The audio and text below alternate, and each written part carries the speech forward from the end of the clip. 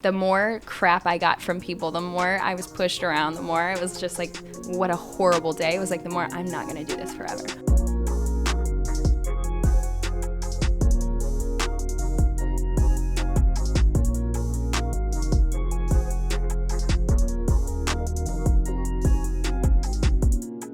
Ladies and gentlemen, welcome to the Hustle Up podcast. My name is Clint. Jonathan. Matt. And today we're sitting down with the lovely Miss Brooke Hammer. Brooke, I met Brooke through KSU years ago, and she has, well, for anybody that doesn't know you or that's just getting introduced, give us a little background. What do you do? Currently, I own Atlanta First Agency. It's just a staffing company in trade shows here in Atlanta, New York, Dallas, Vegas, and Chicago. So the way that I understand it is you book models for these trade shows. Yeah. And they also sort of double up as salespeople. Yes. So somebody like, just for an example, correct me if I'm wrong, Macy's might come to a trade show and decide that they want to buy a new line from, let's say, Ralph Lauren or somebody, Yeah. right?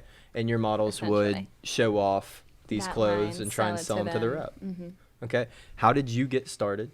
And, you know, because it sounds like you sort of fell into it and I did. yeah. What's the word? So I was a temp myself. We call them temps. And back when there really wasn't anyone doing it in a structured way, most people would find people off of like Craigslist.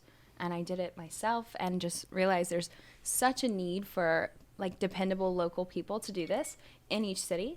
And it's not that hard, little investment. So it was easy.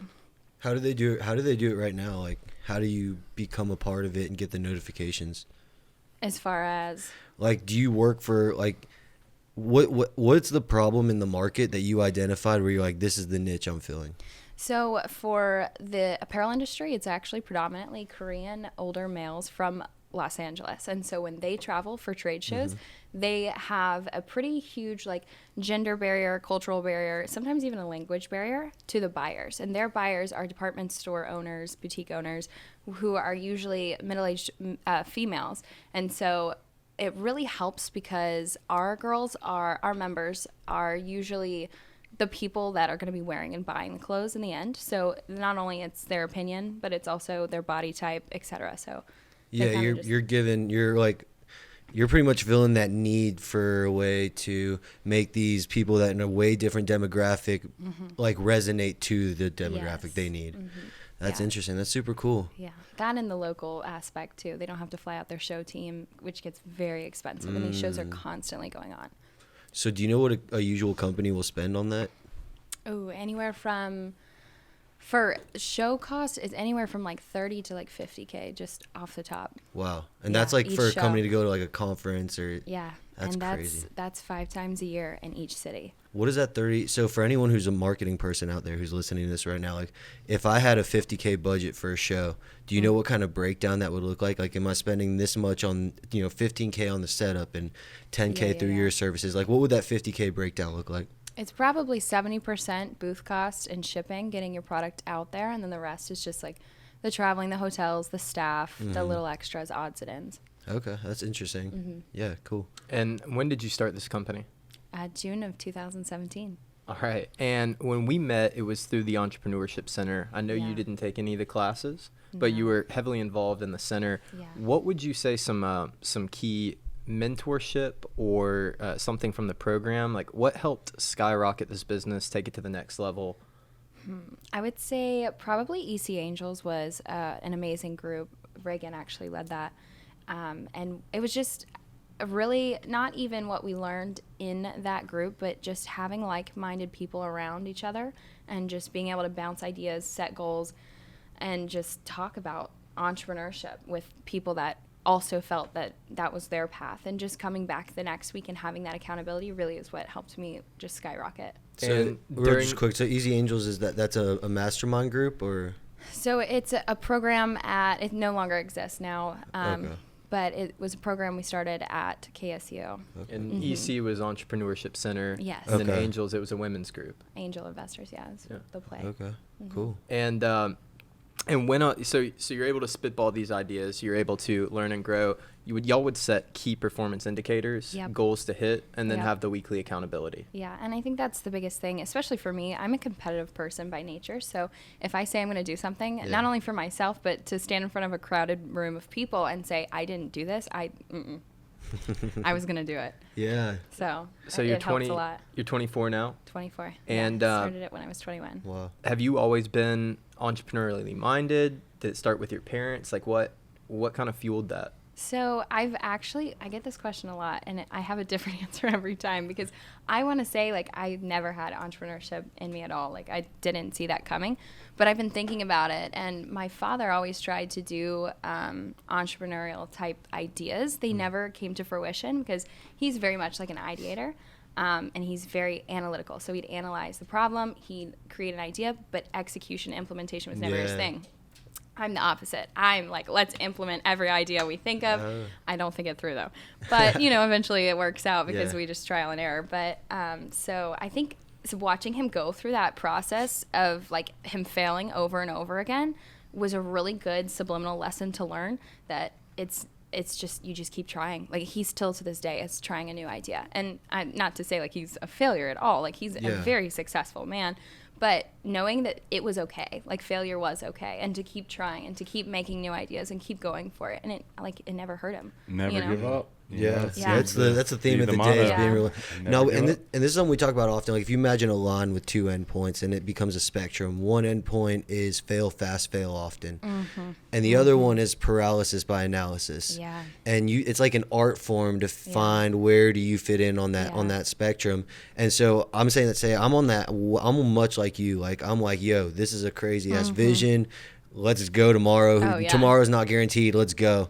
And I agree. Like that is a good way to handle it, but everything has a duality. Everything has its upside and Yeah. its downside. So what do you do to counteract that? I have to bounce my ideas and off of other people, off of Yes. other managers, and I actually make everyone take a DISC profile assessment. Yep. And I really focus on balancing my team out. Like, I don't think there's another dominant personality trait on my team. Actually, there is one recruitment manager has dominant trait, but no one else does. Everyone else is very, like, what is the steady and what's the C? Conscientious. Conscientious. Yeah. So everybody's like very organized What and is that? calculated. Well, so DISC is dominance, and I don't remember what that influence, steadiness, conscientiousness, Okay. and it's Yeah. rating you on a scale of like 0 Yeah. to 100. Okay. So you'll see like if you're low in dominance or you're high in remind me what's high again? Influence. Like you'll yeah. see people have these different. It makes a triangle out of the shapes. Okay. Or Yeah. more like a wave. Yeah. Yeah. Oh, interesting.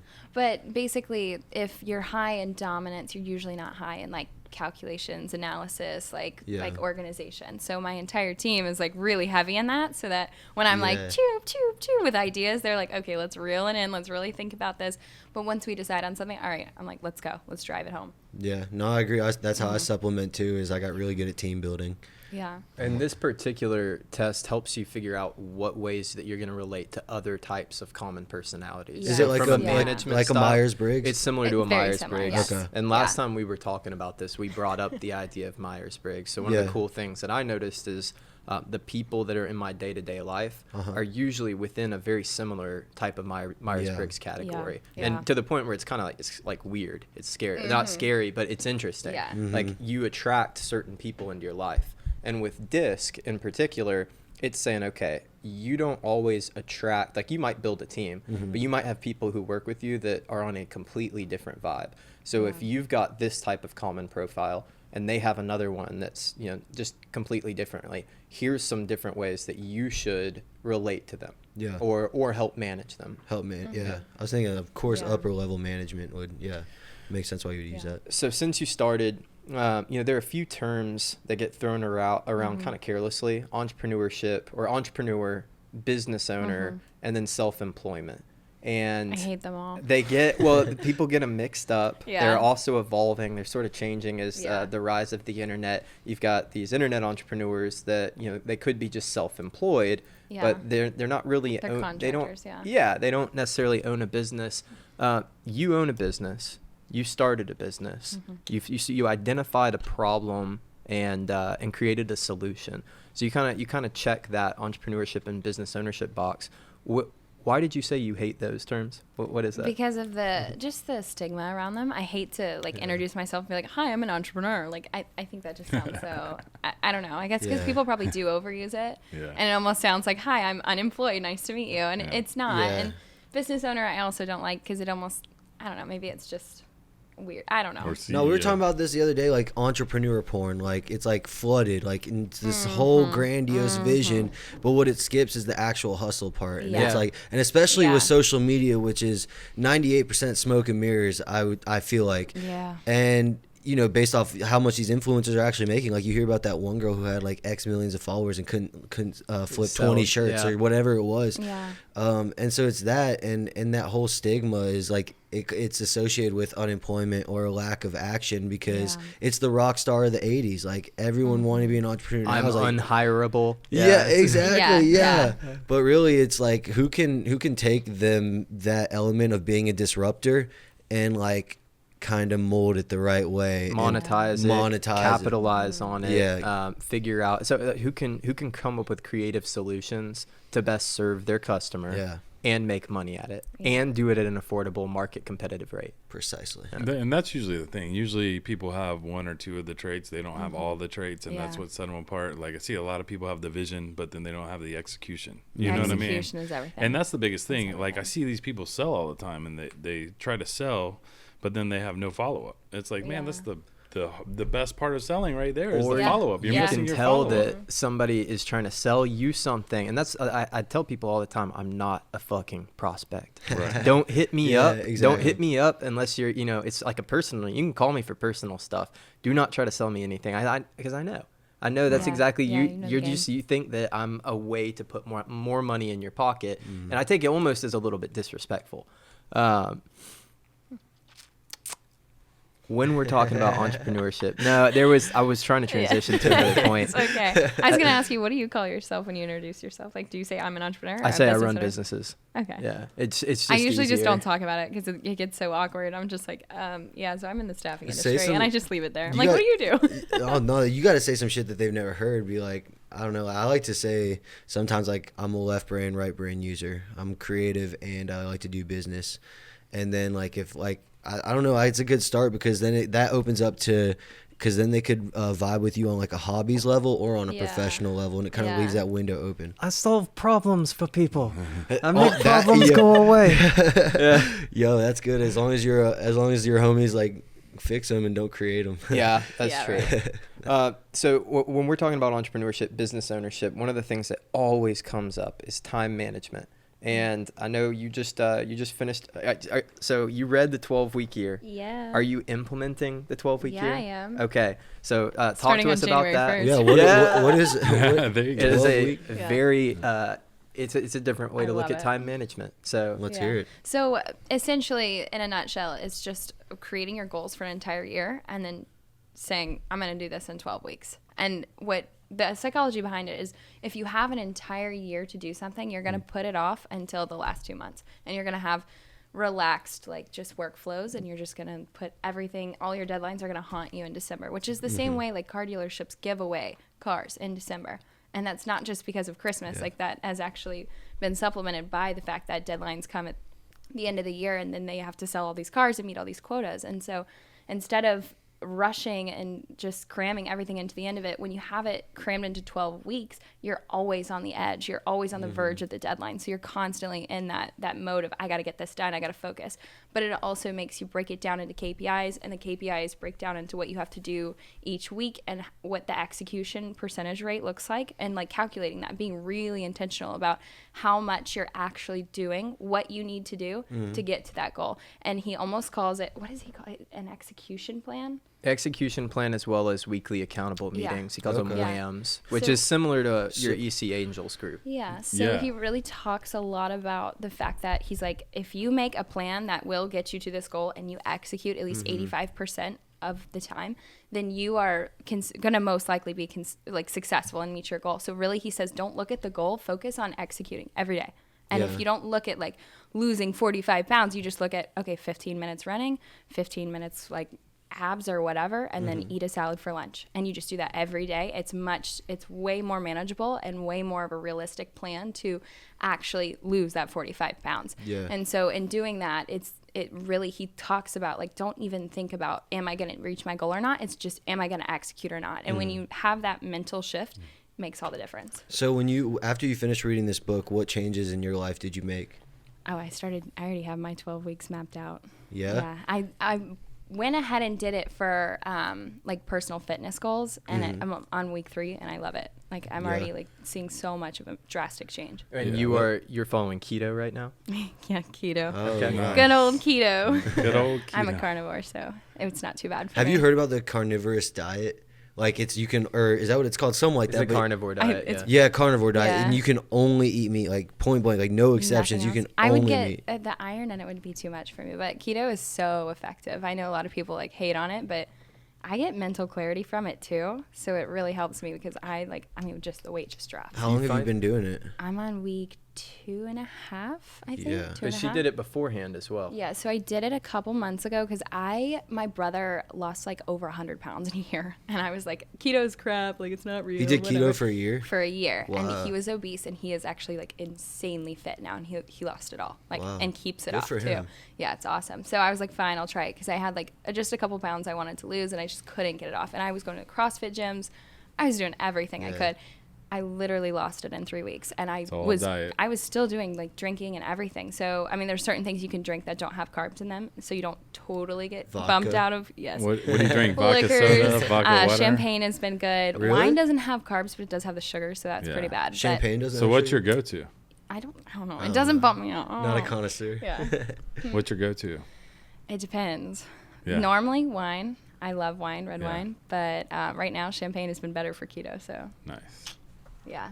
But anyway, so it's very effective. That combined with like just doing 15 minutes of cardio in the morning has like changed everything for me. Yeah. Yeah, we talk about that all the time too. Goals without deadlines are just dreams, and that's what a lot of people don't do is track themselves. Like they don't look at what they eat for breakfast or lunch or dinner. I feel like when you start tracking yourself, then you really start seeing like, oh, I really ate like shit this day Yeah. and Wednesday, and you can start tracking and be like, no wonder I look like this. Yeah, and But I a think lot of people don't track work. They don't track what they're putting in their body. They don't track things. There's no metrics, right? And like Yeah. you're saying, you just wait until the end of the year comes out, and you're like, damn, I'm you're fat. like, yeah, it's the end of the year and Yeah. you've done nothing. So if you're not making goals for yourself with deadlines, that's the biggest thing. You can have goals, but if you have no deadlines with those goals, then they're just dreams, and Yeah, you're you're never never going to get gonna around take because you're going action. to always put Smart it off. goals. Well, after I read this book, I called up Kurt and I said, Kurt, this is 100% on point with your life rubric. In Yeah. fact,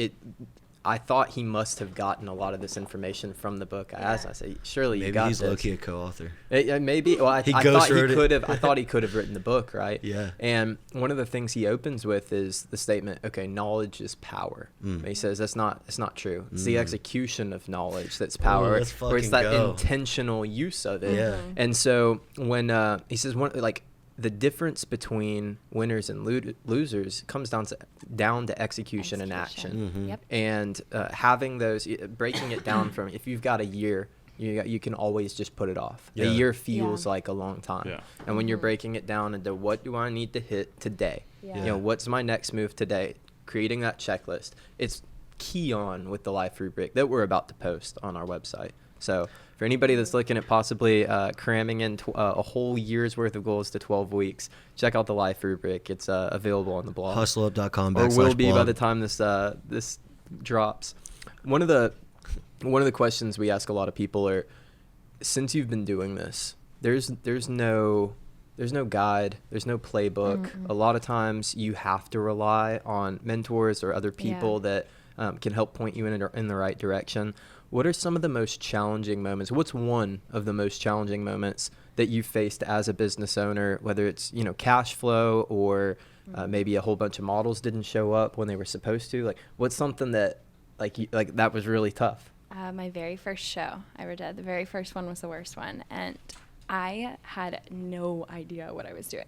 And I was like, oh, it'll just work out.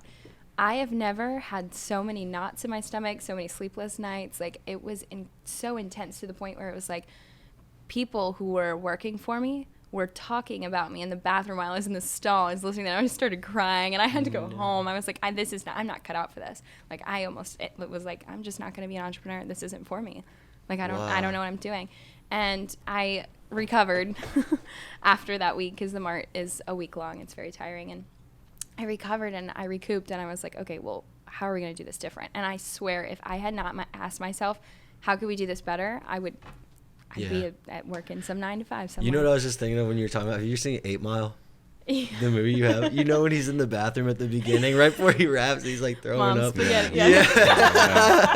Hell yeah, exactly. That's what I was thinking of. It was so bad. It was probably that dramatic too. It probably was, but hey, that makes it that much more epic in real life. Yeah. That's tight. Yeah. That's what's but up. like you said, fail fast, fail often. That is honestly, it's not the best way to go, but it is my motto, and that's all we do. Is we do something, we try it, we just sit there, debrief, how can we do it better, and we keep going forward. That's awesome. Cool. What kind of, so how many people, like, do these girls and or guys work for you as contractors or employees, or how does that work? So my management team, I have about 12 employees, and then contractors, we have over 300, but the staff are all contractors.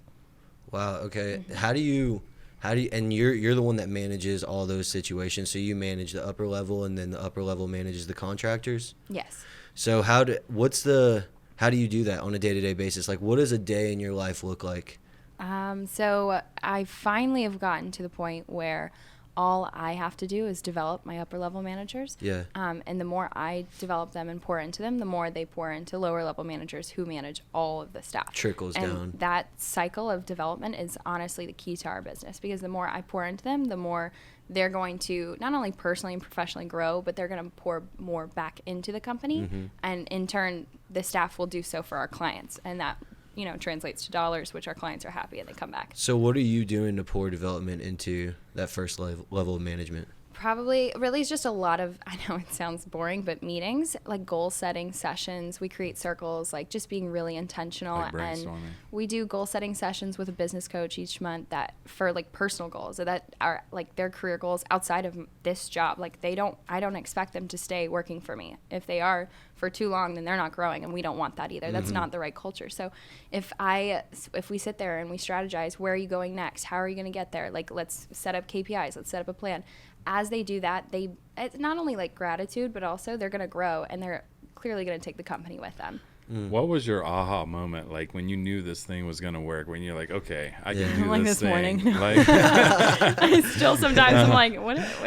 But I'm saying when you were like, okay, this is a business model that can work, that I can get into, that can really expand and grow. When did you know? When did that moment hit when you're like, oh, okay, I'm on to something? This is going to work. Yeah. I think I was so pessimistic that I didn't have that till maybe like year 2. I mean, it was a while. Like, I kept trying different things, and we kept getting better, and it would progress and it would progress. And I was like, oh, cool, you do this cute little side thing. And then I quit serving tables because that's how I was paying for myself to go through college. And that was 7 months into the business. Like, the business was fully operating and running, and I was still serving tables. And one of my deepest fears was that I was going to see one of my staff members and have to wait on them at Longhorn. Because a lot of them went to the college at KSU. And maybe they knew, but it was like living 2 lives, you know what I'm saying? But I still had to do that and also be full-time in school, and then go home and work on the business, and then, go in the bathroom and take a client call. It was intense for a while, but I like finally quit there, and I think that's when I was like, wow, I can support myself. And then one day I was like, okay, I can really support myself. And then I was like, wow, we could recreate this exact thing in the other cities, and there's no reason we can't.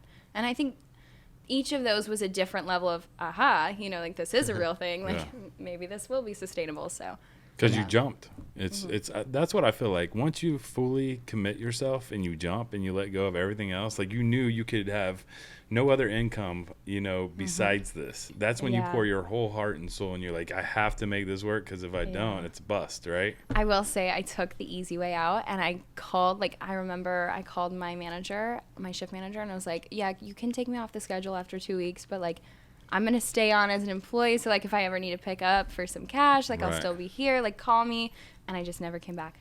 But see, that's I never smart. At needed least to. you had a backup I had plan. my safety net. Yeah. So I didn't jump, Yeah. but That shit is so You know. relatable to me because I have a tech company and I got it funded in college, and I was building that while Yeah. I was doing a server. yeah. And now I remember taking client calls, and that's Yeah. so crazy. It's Like that literally struck the hustle, such a yeah. chord. Yeah. But I think what was really cool too, looking back, is I hated that job so much. Yeah. I mean, it provided so many like I was able to pay myself through college with it, but I hated it so much. It made me so motivated to go home and work on my business. It made me so just the more crap I got from people, the more I was pushed around, the more it was just like, what a horrible day. It was like, the more I'm not going to do this forever. Yeah. No, 100%. And now you guys are in New York. You're in Houston. We're going to be in Dallas. That's a Dallas. secret, but that's okay. Whoops. Dallas is going to launch here within the next couple months. So Oh, it's awesome. really So what are your excited. goals in 2020? What do you want to expand on and do more of? I have a whole list. Bust it out. Is it on your phone? No, it's not on my phone. Do you, Do you do affirmations or anything let like me- that? So I've got New York right now. We're at about 70 members. I want it to be the size of Atlanta, so 275. And I want to have Dallas fully up and running by the end of, well, I say by the end of 2020, but since I cram it into 12 weeks, I've only got 3 months to do this. But I want Dallas to be up and running and about the size of New York, so around 80. And then Chicago should be in the works by then too.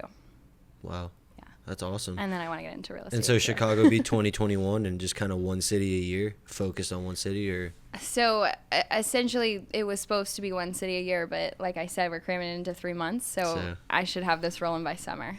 Damn. Chicago, yeah. Chicago. That's Yeah. crazy. So Trying. do you have mentors? I do. What have you put them in your life for? Like, as someone who moves fast and needs to be good at teams, how did you select your people of experience to advise you? So I didn't intentionally do it. I kind of ran into them. You don't realize until you're like out of college the resources you get in college. Like, take advantage. If you are still in college, take advantage of everything they give you, because there were so many people that gave me amazing advice, accountability, and just were great connections. And once I got out of college, I was like, well, crap, now what do I do? Because I work for myself from home, or at the time I did, and I was like, I don't know anyone. I don't have any connections or anywhere. And so now I have an office at Oxwork in East Atlanta. It's the best place in the world, and there's a lot of people that own businesses there, and so a lot of them are like just accountability partners. The owner, Ant, is actually one of my mentors, and a lot of them just have that, like what we had in college, like that whole accountability culture, like to be able to talk to each other, bounce ideas off of each other, but also show up at 8 a.m. and have that like goal setting session or that book of the month session or whatever. And just to be able to say, yeah, this is what I did last week, this is what I'm doing next week, yada, yada, yada. So do you have a mastermind too? Do you know what masterminds are? No. Masterminds are like groups of people who share ideas. So it's like a book club or something like this is we call this podcast the Media Mastermind. I like it's that. like when it's a group of, let's call it intellectual diversity, and you can really like have some awesome conversation with Idea it. meritocracy. Yeah, exactly. And you can, it's a way of filtering through ideas, because, we talk about this often, is you always want to have 3 types of people in your life: people you're learning from, people you're talking to, and people you're teaching. Yeah. And you should have about as equal amounts. I think masterminds are a good opportunity to hit that, like, people talking to. Keep your Yeah. ratios. Yeah. That's Like, something I've been trying to be really intentional about lately, is just putting myself in rooms with more times with people that I want to be like, to mirror after, and just trying to set myself in like situations, like we talked about this last week, but just trying to meet up with people who are like-minded, so that I'm more around people that are going the same path that I'm going on. Because one of my favorites is you're the average of the 5 people you hang out with the most. Absolutely. And that one resonates hard, because there's some people in my life that I've had to cut out lately, and it makes all the difference. Yeah, and that also applies to content, and that's something, like, I listen to a lot of rap music, and I've had to I love it, because I love how it gets you, like, it makes Motivated, you feel, right? exactly. Yeah. But then you think about what you're saying, and if you take that same logic of show me your friends, I'll show you your future. If you looked at my music, like, my future's not looking bright. No, yeah, right. So, right. just like, it's important to know that that theory of, your 5 closest, we call them your 5 closest inputs, because it could be, at one point it was Joe Rogan for me and him, and it was like, I would say that I was listening to Joe Rogan more than I was talking to, he was in that top 5. Yeah. So It's important for anyone listening to know. Well, you that start looking be at if selective. you want to change your behavior, change your mindset. Exactly. And if you want to change your mindset, change your inputs. So what kind of content are you consuming? If you're watching TV, are you watching trash? If you're reading books, are you reading trash? Or are you watching documentaries, healthy? Are you learning? Are you reading new books that are challenging you and helping you grow? One of the questions I wanted to ask was on delegation and outsourcing. You brought it up briefly, but what was the most important task that you, or I'll say it like this, what was the hardest task for you to let go of and let somebody else manage? Everything. Are you a micromanager? I want to say no, but if you called my employees, they'd probably be like, yes. I've gotten really good about stepping back here recently. But it's always been so hard to let go because I really enjoy like the grind. Like I think my favorite phase of a business is startup. Like I love to just mindlessly work on stuff for hours and just really bring something to fruition. So when I'm not working like crazy, and even if it is the most important work, like designing and delegating, I'm still like, I feel like I need to be in the thick of it. I need to be like grinding it out. And I'm like, I got to stop because that's not where I thrive. That's not what this business needs. It needs me in a more of a designing phase. So it's really hard for me to delegate. But when I do, every time I'm like, thank God I did that. She does it so much better than me. Yeah. Every time. And that's also humbling because you're like, well, crap, like they're better than me. Yeah, no, exactly. It's That's actually crazy. hard. And then you step away and you're like, because the whole purpose is to make it run without you, right? And you want it to, well, at least for us, and you want them to be able to be empowered to make those decisions. And they do that and they start to do amazing with it. And you're like, man, they don't need me. Hey. And it's great, but it also really sucks. Hey, but it's good. And, the fact that you're even like aware enough at, like, I feel like, I'm young too, like I'm 27, but at 24, like to be able to have that kind of awareness is, and like you have like results as well, but just so you know, like having that awareness is special, like to be able, because it also comes with emotional detachment. Like you're aware that you had to emotionally detach. Yeah, it is. But, there's a quote that, I like to say, which I didn't make it up, but it's like, it's amazing what can be accomplished when you don't care about the credit. And as like the founder and the seed of this, your real only job is to solve the biggest problems of the day and let other people handle, the smaller problems. And for you to be aware and be like, yeah, this is what that's it. That's awesome. So kudos to you. And for anyone listening, emotionally detach from your ego. That is the hardest part. Yeah. Take a win. Like you're not, you being right doesn't always mean that that's what's going to make your team or whatever you're doing win. Yep. Yeah. So we focus on mindset, business, fitness, and relationships. One of the things I'm fascinated by are the relationships that really work for entrepreneurs. And also entrepreneurs or business owners or young hustlers, like people that are pursuing a life of success, that also have to cut out negative relationships. How has removing some of the relationships that weren't working from your life improved your mindset and catapulted you forward? This is a touchy subject, but it's night and day. This one's recent. So I started to get into the habit of just being complacent, because when you're around people that are very much like, oh, complacency is just, this is life. Like, a lot of people have this idea of entrepreneurs being people that like live to work instead of you work to live your life, right? And for me, I love it so much that it takes over everything. So it takes over my conversations, it takes over my mindset, it takes over my 3 a.m. thoughts, and then of course it's my whole day. And so yes, I can get unhealthily like wrapped up into it, but you start to like almost feel like it's wrong, and you get to the point where it's like going further, pushing more, doing more is overachieving. And that's actually a term that was used before. And I was like, I'm not an overachiever. Like, I'm trying to grow a business. And when you cut people out of that, it really, you just have to look at the person who's giving you that advice, so to speak, and you say, are they where I want to be? And Giving if they're you that not, input. get out. Like, close your ears. Just say yes, absolutely. Okay, cool. And if it's someone who is where you want to be, then that's when you start really taking in what they're saying. And when you make that distinction, it really makes all the difference, because then you're not feeling so guilty about like, oh, I'm doing too much, or I'm working too hard, or I'm not working hard enough, or whatever it is. It really depends, because the peanut gallery is very loud, but they're the gallery, they're the spectators for a reason. But when I did cut that person out of my life, it honestly just everything changed. Like, not only my work life, but my personal life, like the way I feel about myself, how much I really can do, and starting to go back into this whole like grind phase, but not like building something from scratch, but what's next? What's the next 10 years look like? And that was something that I was just like okay with. Like I was like, okay, well, I'm cool with where I'm at right now.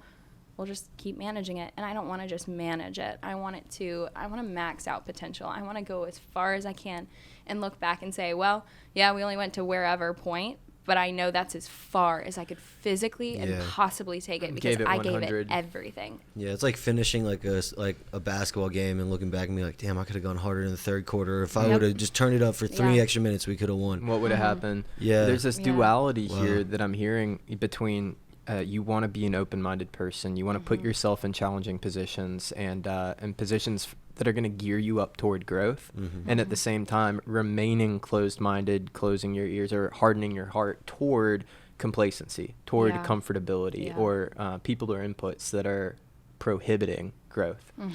Well, you can also scale too fast too, and I feel like that's what a lot of people do as well, as they grow too fast because they see their industry emerging, they start growing, and then they get ahead of themselves. You know what I mean? And then they're in a big predicament. This is something Jonathan and I have talked about offline a good bit. I mentioned years ago the idea of elite, and when we were talking about elite, don't want to scale too fast. Right. Gotta make sure we don't scale too fast. And he said, what the fuck are you talking about? What do you mean scale too fast? And the key thing that I think makes or breaks scaling quickly or not being able to scale quickly is cash flow. Cash flow is king. Of course, yeah. So when we're talking about getting sunk from scaling too fast, it's that you took on more responsibility than you could manage. Yeah. You didn't have the cash flow or investment to keep up with it.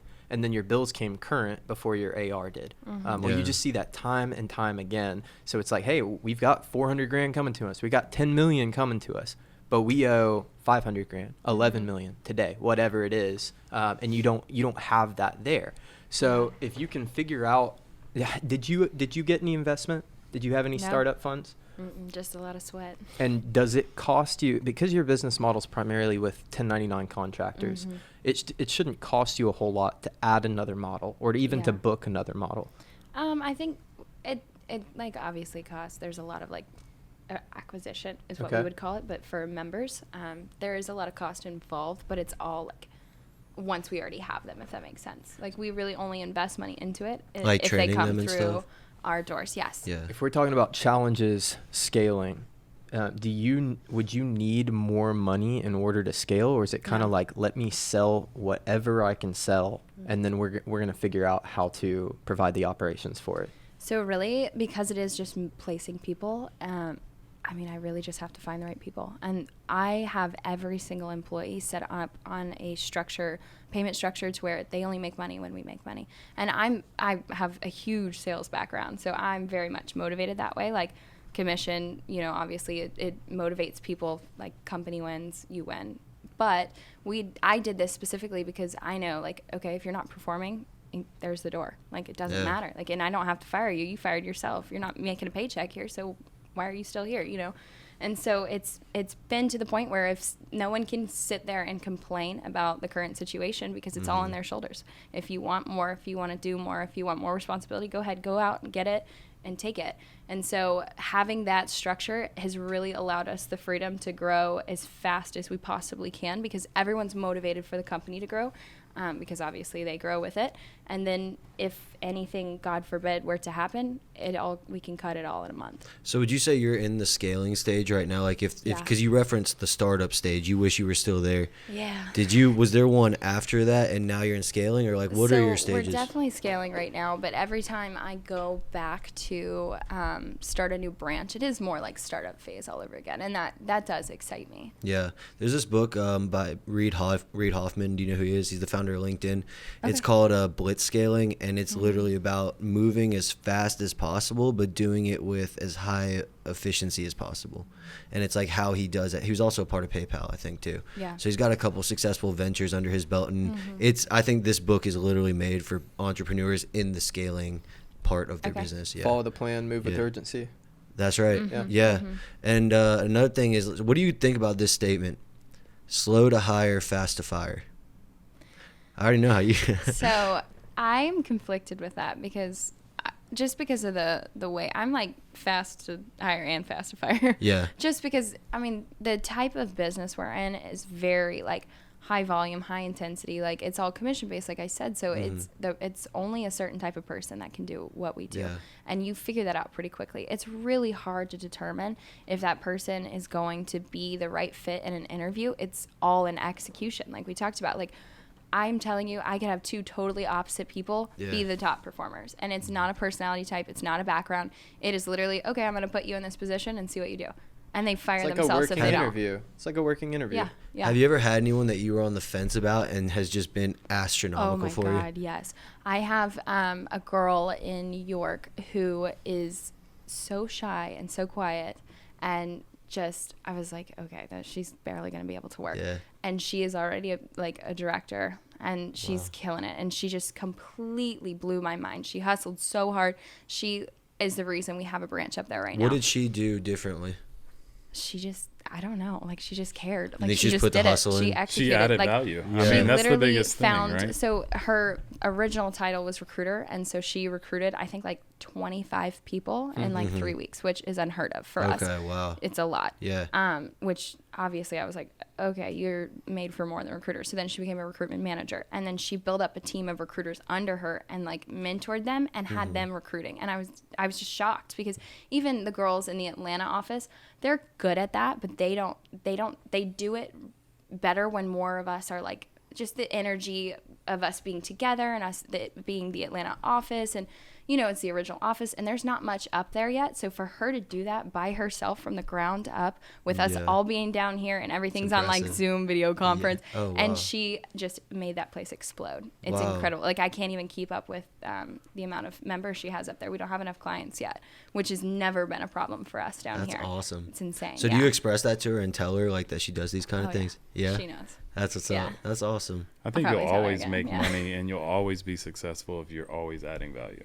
Absolutely. Because at the end of the course, day, that's that's all all you anything can do. is. I mean, if she makes you money, she's gonna make money, right? Same with any employee. If they can make you extra money or show you ways to save money, I mean, they're adding value, and you're and just any relationship you have, like, is it an added value? Like you said, you know, be the problem solver, not the problem creator. Yeah. Gary Vee has that 51-49 rule, which is whether it's like a business or relationship or romantic or like fitness type of relationship, it's always be giving one more than you're getting. At least one more than you're getting. Well, I can't remember if it was at least. It was like, I don't know, it might have been, at least. And it applies to so many other things, like always be creating more than you're consuming. Yeah. Always be, giving more than you're receiving. Yeah. And pushing that, you said it, adding value. Are you adding more value than you're taking in any relationship or anything that you do? And that's another thing we were talking about is like time and how you use your time. It's like if you watch TV, you have nothing to show for that. But if you go home, you make a beat or you make music or you work on your website, you like, hey, this is what I did with my time.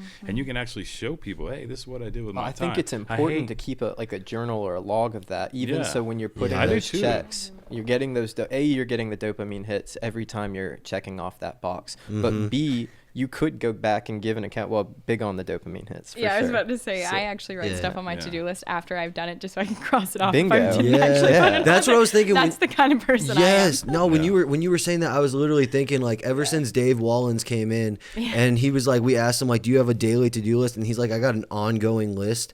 I was like, yo, I was like in my head, that's what's going to work best for me. And now I do that. And just like you said, when you strike through something, nothing better. Yeah. Just crossing that off and be like, I did that. Yeah. Feels great. And if you get to hit a few of them throughout the day, Yep. no one's touching So I me. found a business journal from almost a decade ago, right? And I started going through it, and I remember writing almost all those notes. I couldn't tell you what was in there before I looked at it, Right. but I remember writing all these notes, and I remember these checklists, and I remember these accomplishments, and so I probably won't pull it out again for another decade. Till they make the movie. Right? But now right. I've got it. Like, and most of that scribble, like, it's not anything that's going to make sense to anybody other than me. Yeah. But because I wrote it, because there's a contextual, because it got committed to memory and then checked off, you've got something that you can go back and be proud of, or go back and appreciate. And like we talk about all the time, if you write it down, you put it in your mind. It's It's there. very important It's to super write stuck. down and visualize what you're trying to do. What if in thousands of years they found that like the hieroglyphics and the pyramids, and that was the only trace of human life? Well, so think about like, are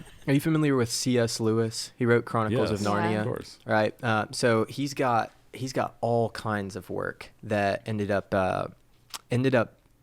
being in a journal after he died. His son holds on to it. Wow. That work is mostly scribbles. It's it's not Yeah. something that would make sense to a lot of other people. Yeah. And so he's got his son there to interpret it, but it has to be taken contextually. And I don't think it would make a lot of sense to an alien. they might not understand. That's all right. My English papers in college were like I was typing in wingdings and they didn't know what the hell I was saying. Oh yeah. Yeah. So removing complacency and comfortability, what do you do on a regular basis to keep yourself in a state of constantly being challenged or readily being challenged? I think the goal setting has really been very helpful for that, Yeah. just because my goals scare me. Like, they should scare you. They should like keep you What up are at some night. of your goals? What we talked about, just like growth goals and stuff Yeah. like that. And I want to get into real estate. And then reading that book and putting it in 3 months is like, oh wow, like now that's haunting. Like Wow. that's like, I got to get out of the bed at 6 a.m. and go start on that, or I'm not going to get it done. Wake you I'm up super. every Very- morning. That's Yo, just like I'm super. keto dieting, you know. Yeah. You keep Keto, track of that, actually, too. fitness, like that's Yeah, huge too. I that's think what I'm that saying. is like the ripple effect for me too. It's just once I wake up, you start off on that note. Like, I can't work out in the afternoon because I won't sleep that night. But Yeah, me either. it Same. doesn't Yeah. give me like 90% of the benefits if I do wait till the afternoon. Because if I get up and that's the first thing I do, I've got endorphins going, I've got a clear mind, and I've already feel like I have a win for the day, and I Yeah. can tackle this on the front end, not lagging on Absolutely. the back end. So hot or not, pre-workout. Oh heck no. Ew. What? No. All right. No. I actually am knocking it because I haven't tried it. Moving on. Not Ever? since like high school, yeah. I don't. No, and I it don't made like, me real I jittery, don't like and I like pre-workouts either, though. So I'm with you. To each Yeah. their own. It doesn't work for everybody. I won't even drink my coffee. They till don't after. know me. 2 son. scoops until my eyeballs are Yeah, I'll vibrating. walk in there, my face is red. That's Yeah. right. Start itching in the See. gym. But Just I keep love the it. back Yeah. scratcher I feel like in. I have to go hard. If I'm not going hard, Y'all then are my on those face is NO3s. Yeah. Make you itch and Hey, Hey, tingle. whatever it takes. I know That's Clint. He horrible. loves the tingle. Out of Don't curiosity. push your the kidneys like limits. shut down from that. Not if you drink enough water. Yeah, Oh. probably. It'll come out in like 2 years. It'll be like, your kidneys are Twins done. dead. The way We're you in our answer this 20s. question is gonna determine whether we can be friends or not. I thought we were already Ooh. friends. Well, This is Don't the final we can test. remain friends. This is the final Indian boss. giver. have you ever sent anybody a Calendly? Oh my. What? Calendly? You I don't know. know what that is. Oh, that's Oh, great. that's a good I guess thing. we're not Fantastic. friends. Hey, No, no, Oh, no, we no, are no. friends. You are friends. Okay. What You're is in the that? club now. I don't even know Calendly what is that something. is. People fucking send app. you their calendar, so you Awful. can book an appointment on their calendar. I think it's the Oh. rudest fucking thing Yeah. that ever happens. I was talking to someone about Does this that the other really day. bother you? Oh, Yes. yeah, no, it's Yeah. bad. I was talking to someone about it the other day, and I was I like, won't I don't know. respond. I don't know if it's just my ego or not, but I feel like that's just weird energy right off rip. Yeah. Like if we send you a message and you're like, yeah, cool, look at my Calendly. Like I'm good. Like I'd rather not. I won't respond. Yeah. 100%. I think that's petty, That's but the I get what you're quickest- saying. Yeah, the It's just quickest like- way to not yeah. get time with me. I feel like so being someone who's all about time management and like I don't have like I feel like that's just weird energy. Like you can tell very up quick if it's a vibe that someone you want to spend time with. Like Morgan Ingram was saying. Like Lee Heis. Well, hit that. no, I was gonna.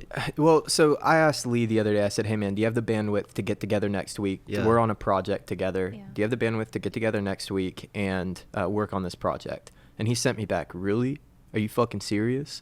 And so I called him and I was like, "Hey, what are you talking about?" He said, "Do I have the time?" He said, "No, I don't have the time, but I'll make the time." He Yeah, said, "Successful I love people that. Yeah. make time for other people that that That they matter, deem that they need, important yeah. or that they're working on stuff or whatever." They do, Yeah. they do. And he Yeah. followed up. He said, "You're one of those people to me, Clint. I will make time." Yeah. And it stuck. A, I won't forget that conversation. Mm-hmm. B, I'll remember that Lee is the kind of guy that makes time, even though he's busy.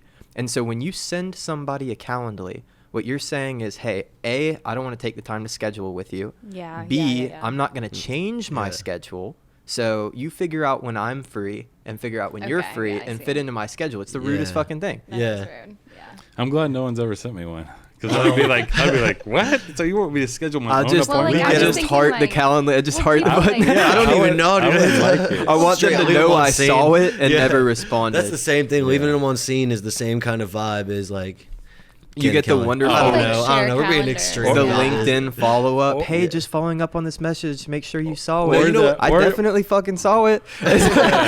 Or this one, schedule with my secretary. Why don't you just make a schedule with my yeah, secretary? When yeah, people yeah. say No one that to me, says I'm like, that. oh, No, hell Sweet. no. but they Calendly, do, like, Calendly go is the somewhere. digital version of that. It's just Yeah. it's them saying, "Hey, I think I'm way more important than you, Yeah. so figure it out." Yeah, schedule Yeah. with I my see- I see what secretary. you're Instead saying of in that making light, other yeah. people feel like they're important, Right. you're sending off vibes. Hey, I'm super Yeah, important. I'm super Yeah. important, way more important than you. So It's here, you polarizing. figure it out. Yeah. if you wanna get Hey, it. shout out Calendly for being an Atlanta company. Shout out.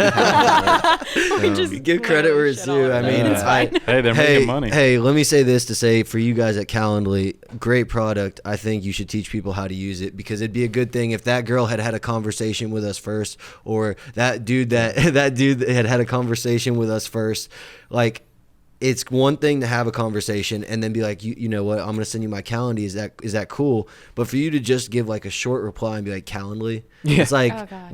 what are your responses on the podcast gonna be like? Yeah, well, I exactly. understand efficiency, but like Yeah, at a certain exactly. point, like what you're Like, saying, it's balance you efficiency can with- see how you can fit into my Exactly. schedule. Yeah. Take Exactly. the extra step. Shout out Morgan Ingram because I do want to touch on that Yeah. point. When we had Morgan on, he mentioned, "Hey, people hit me up to chill all the time. Hey, do you want to chill? Do you want to hang out?" He said, "Unless you can clearly state your intention for this, I'm not chilling.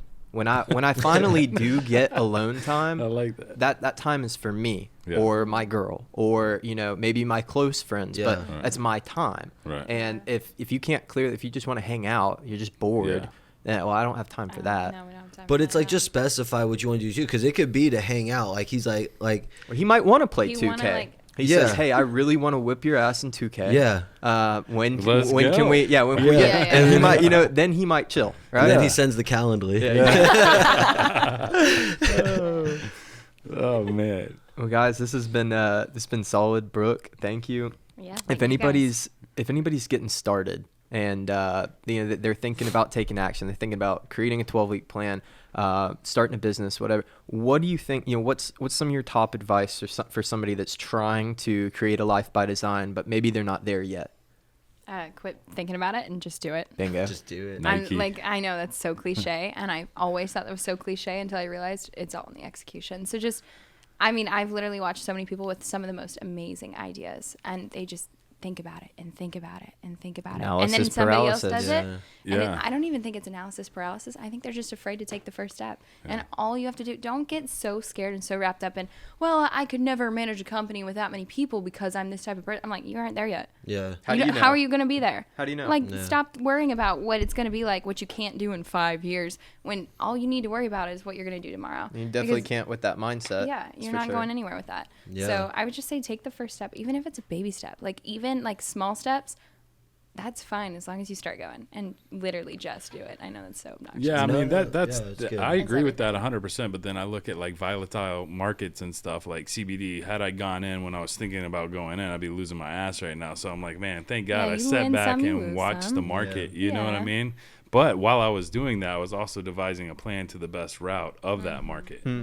So, True. I mean, I agree and then I disagree, but I definitely think you Yeah. approach with caution, but you got to do something. So you Yeah, got to you gotta move start toward a going goal. somewhere. I think that's the main objective here. Is You move can have toward a goal. failures throughout your whole day as long Right. as your overall progress is moving forward Forwards, day by right. day. I think Yeah. the one thing I would say about that, though, is like, even if you did fail, it's not a failure if you keep trying, Right. if you apply that knowledge to something Absolutely. else. Like, that's not the only thing you're ever going to try in your life. Right. And I would expect you to have at least 9 failures under your belt before one success. Yeah. And it takes Absolutely. and it come back to emotional detachment. Like that's important to, and we were talking about this with Lee Heisman as well. Is that's the difference between dwelling in your past and learning from mistakes. Yeah. Because that emotional is, am I having that subjective lens of self pity, or am I learning Yeah. objectively? It's like what I not a did wrong? failure unless you let it be. Yeah, exactly. Well, how do you? Let me ask you one more question too. What do you do to stay on top of your mindset? Are you doing affirmations in the morning? Like, or do you do gratitude? Like, I'm sure you're familiar with the law of attraction and all that kind of like language and stuff. Like, what do you do from anything in that kind of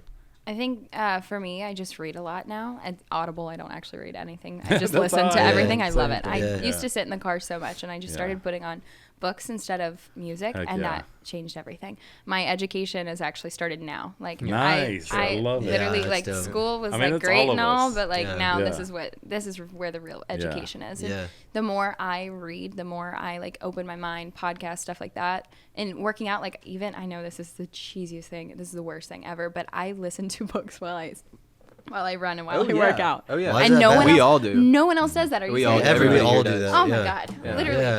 people like get close to my headphones, and I'm like turn it down, like Oh, it's like good, man, Tony because it's Robbins, in Money your Master the head. Game, like in my Yeah. headphones, I and feel I'm like like you- sprinting. I feel like you definitely feel it more when you're working out because things when I'm working out, yeah. my endorphins are rushing and like My I remember head's those clear, more. and Yeah. then like also because business is what motivates me. That motivates me like the way like a rap would for someone who like runs. Like I while listening can't to, run like, and hardcore listen rap. to books. I can work out and listen to books, but when I'm running, No, I I have mean, to have I'm something that's like running. bumping. For me, just Well, for It's any bad. cardio, I gotta have some. Beat It'll help behind it. distract me from the task Yeah. at hand, Yeah, for yeah. sure. Yeah. What are your top 5 books you recommend right now? Oh gosh. Well, a 12-week year, obviously. That's my current favorite. Shout out. E-Myth, of course, Rich Dad, Poor Dad, the classics. And I really like Money Master the Game because I'm like on this investing fix because I'm looking more for like 10-year. Right now I need to have more than one stream of income. So I love that one. And maybe Obsessed or Be Average. I kind of have a love-hate relationship with that book because it's a little over the top, Yeah. but there's a lot of golden nuggets in there. Nice. I Are like you- E-Myth. Yeah, E-Myth Yeah. Revisit. Oh, yeah. Yeah. E-Myth, like, Freaking that's awesome the book. first That's a book you staple. have to That's read. one of the ones Actually, that Rich Dad, Poor changed. Dad, and then E-Myth. That Yeah. was my Like, first yeah. one, Rich Dad Poor Dad. So I got the yeah. Rich I Dad think- Poor Dad on Yeah. on CD I think over that's one of there, my- and my then I turning read. point So books. I would advise read E-Myth after year 1 of starting your Yeah, business. I think so too. Yeah. It's, It's more sort of like beneficial. when I get a new car, I drive it for a month or two, Yeah. and then I read the manual. And you have these little insights like, oh, that's what that button does. Yeah, oh, exactly. now I Yeah, can yeah, yeah. navigate here. I feel like the hardest lessons from E-Myth in moving from being self-employed to being a business owner to Yeah. being more of that management role to that entrepreneur that role or that visionary role. It helps you, like, you'll find yourself in these states at different points along the journey where you have to fill these roles, but then having like reading E-Myth and seeing it broken down kind of put it all concise. It categorized it for me in such a way that's like, okay, here's where I need to be focusing my time, or here's where I've Yeah. been focusing my Yeah. time. Actually, one more question just popped into my head, and because you said you were doing design right now, that's what you're doing. I'm talking about like what kind of design? Apparel. Like of the business. Of the business? Yeah, like, So, like, the setting- processes, structures, Okay. recreation. Are you creative at all? I like to say I am, but I'm really not at all. No. Yeah, no. I thought I was creative until I hired a marketing director. And she was like, let me fix that for you. Yeah. And rightfully so. Yeah. Yeah. Yeah. Yeah. Well, cool. Any more? Good. Hey, thank you so much. Yeah, thank you This has been guys. awesome. I think it's Great. going to add a Yeah. lot of value to, it's awesome, that you're a woman doing this for one. Like at such a Definition of a young age. hustler. Yeah, a lady For sure. hustler. Like shout out #lady HSTLRs. Nah, Do you know, we've talked about that already. Stephanie Carvajalina. Yeah. Yeah. Yeah. Oh, shout out her. Yeah, she She's was awesome. she was on the podcast too. That was really cool because she. But anyway, check out her episode. It was a good one. Definitely listen to this one. We'll be clipping some content all around. It'll be good. Whether you want to listen to it on the treadmill, in the car, on your TV screen, check it on the TV screen. And while you're doing that, subscribe, hit the bell, hit the like, share it. I'm Jonathan. I'm Clint. I'm Matt. And I'm thank you, Brooke. and Brooke, thank you again so much. HSTL UP, you know where to find that. Hustle, no vowels, but there's a U up. Peace. Until next time, hustle up.